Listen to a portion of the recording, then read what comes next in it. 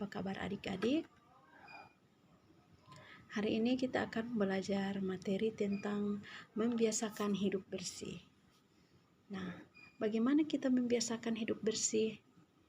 Jadi, kita harus menjaga kebersihan, terutama setelah buang air kecil atau buang air besar, kita membersihkan kotoran dengan menggunakan air. Nah, jika tidak ada air, kotoran dibersihkan dengan batu atau tisu. Kemudian, badan kita harus bersih. Kita mandi sehari 2 kali. Kita bersihkan gigi dengan sikat dan pasta gigi. Kemudian, kita membersihkan rambut dengan keramas secara rutin. Kuku yang panjang kita potong dan dibersihkan. Kemudian, kita harus rajin mencuci tangan. Jangan lupa cuci tangan, memakai sabun dan air mengalir. Nah, yang berikut, kita harus memakai masker, terutama saat keluar dari rumah. Pakaian yang kita pakai harus bersih.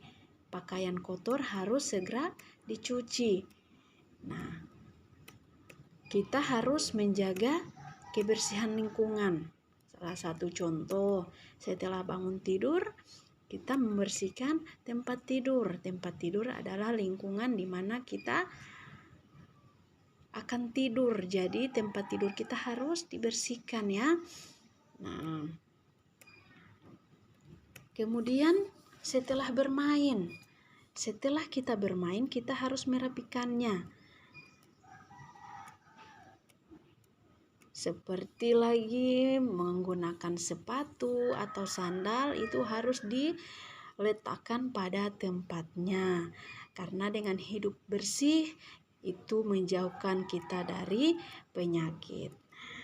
Nah, selanjutnya bersih dengan bersuci. Nah, bersuci yang disebut ini apa? Yaitu dengan bertaharah. Bersuci adalah membersihkan diri dari hadas dan najis. Nah, di antara yang termasuk najis adalah air kencing manusia, kotoran manusia, dan bangkai. Bagaimana cara membersihkan najis tersebut? Nah, membersihkannya dengan mencucinya.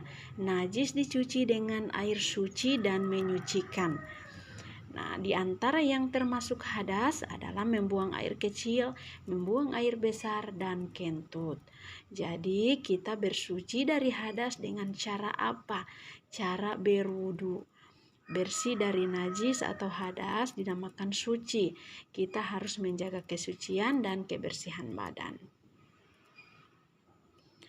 Kemudian berwudu. Nah, berwudu ini kita lakukan sebelum sholat. Kita harus melakukan wudu terlebih dahulu. Dengan berwudu menggunakan air suci dan menyucikan. Kita harus tertib dan dalam berwudu. Tertib artinya apa? Berurutan sesuai tata cara wudu yang benar.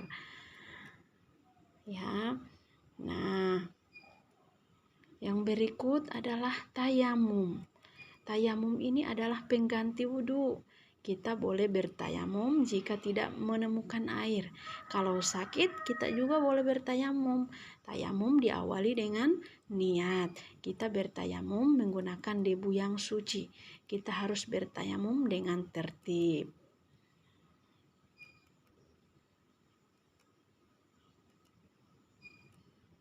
Jadi, itu tadi penjelasan mengenai membiasakan hidup bersih.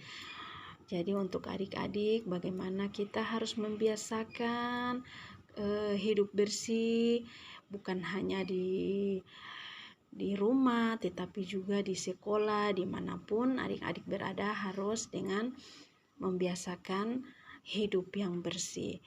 Jadi itu dulu materi kita hari ini. Sekian. Wassalamualaikum warahmatullahi wabarakatuh.